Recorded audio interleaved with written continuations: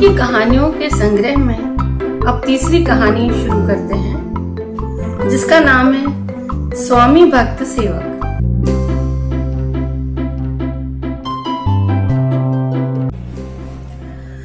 एक समय की बात है, रामपुर के राजा सुमेर सिंह बड़े ही धर्मात्मा थे और बड़े ही प्रजावत्सल शूरवीर थे।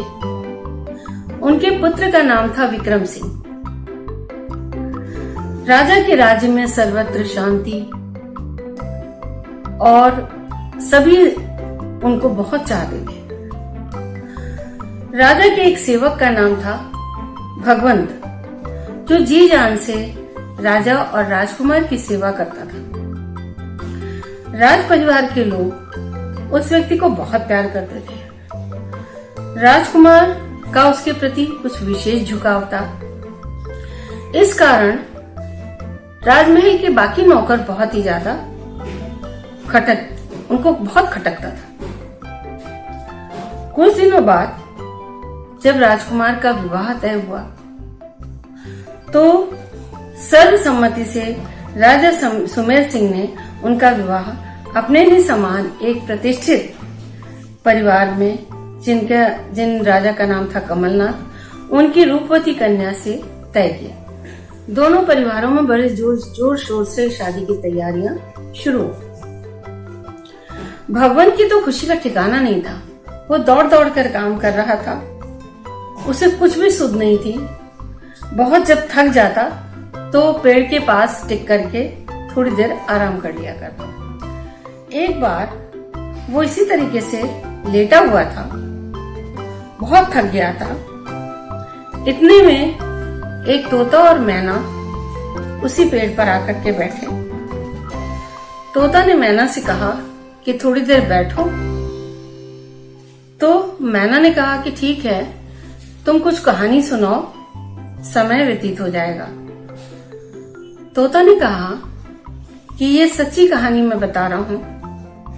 ये जो राजकुमार जिसका विवाह हो रहा है, उसकी जो तैयारियां चल रही हैं, उसके बहुत से शत्रु भी हैं। जहां मित्र होते हैं वहां पर शत्रु भी होते हैं। तो जब इसका विवाह होगा तो कई तरीके की परेशानियां आएंगी। मैना ने पूछा, किस तरीके की परेशानी? बोले, जब इसका विवाह होगा तो उसके विवाह का जो वस्त्र होगा वो जरी का होगा। वास्तव में वो जरी नहीं होगी बल्कि लाख का होगा। और वो जैसे ही राजकुमार मंडप के पास जाएगा और उसमें आग लग जाएगी और राजकुमार की मृत्यु हो जाएगी। यदि कोई उस वस्त्र को बदल दे तो बच सकता है, लेकिन किसी ने अगर ये भेद खोला तो वो कमर तक पत्थर का हो जाएगा। दूसरी परेशानी ये है कि जब राजकुमार घोड़े पर चढ़ने लगेगा विवाह के लिए, तो घोड़ा उसको लात मार देगा और वो उसकी मृत्यु हो जाएगी। तो तरीका ये है कि घोड़े पर जब वो बैठने लगे तो बैठने के पहले ही घोड़े को कोई मार दे। और यदि ये बात किसी ने किसी को बताई तो वो आधा पत्थर का हो जाए। तीसरी विपदा ये है कि जब बारात दरवाजे पर लगेगी तो जो दीवार है वो गिर जाएगी और राजकुमार की मृत्यु हो जाएगी। तो इसका उपाय ये है कि दरवाजे से दूर बारात को लगाया जाए। चौथी विपदा ये है कि राजकुमारी जब विवाह के बाद कमरे में जाएगी तो उसी समय वो गिरकर उसकी मृत्यु हो जाएगी। परंतु तुरंत ही यदि कोई उसकी छुरे से उसके हाथ से खून निकाल दे तो वो बच जाएगी। लेकिन ये भेद अगर कोई खोलेगा तो पूरा पत्थर का हो जाएगा।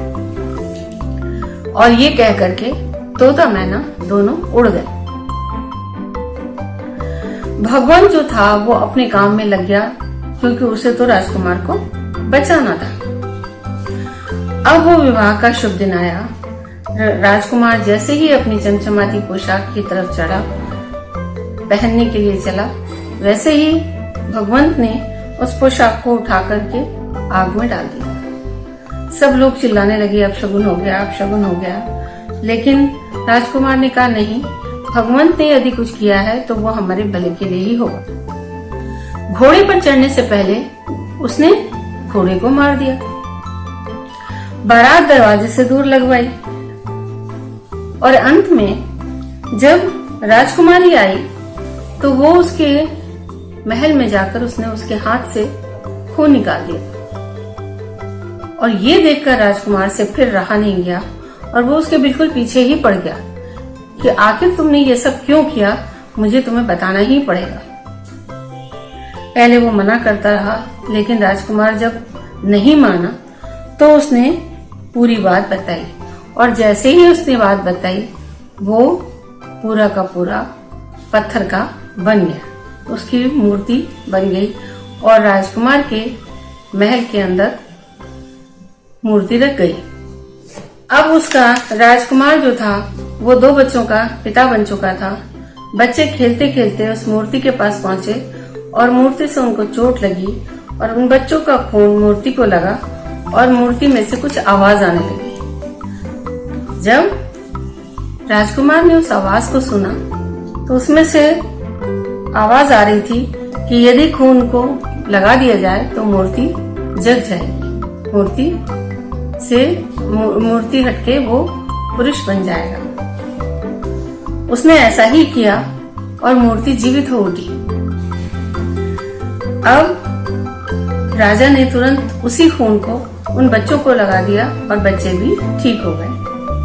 तब तक रानी मंदिर गई हुई थी। लौट कर आई तो राजा ने उसको बताया कि ऐसा हुआ था, तो मंदिर गई थी पूजा करने, तो उसका भगवान ने प्रार्थना तुम्हारी सुन ली और ये भगवान जीवित हो गया है और ये देखो बच्चों के साथ खेल रहा है। रानी बहुत ही प्रसन्न हुई और उसने ईश्वर को